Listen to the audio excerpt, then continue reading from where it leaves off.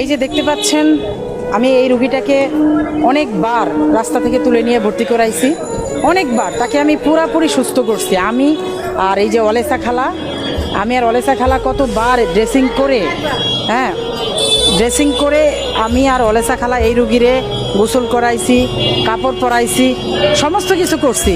যখন পুরোপুরি সুস্থ হয়ে গেছে, আমাকে আর অলেসা খালাকে ফাঁকি দিয়ে চুরি করে সে চলে গেছে না বলে বের হয়ে চলে গেছে। এখন দেখেন তার অবস্থা।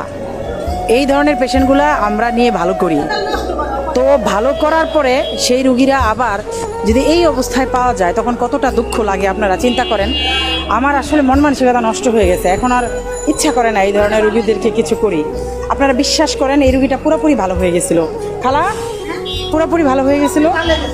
পুরোপুরি ভালো হওয়ার পরে এই রুগীটা এখন দেখেন তো কী অবস্থায় আমি তাকে আবার পাইছি।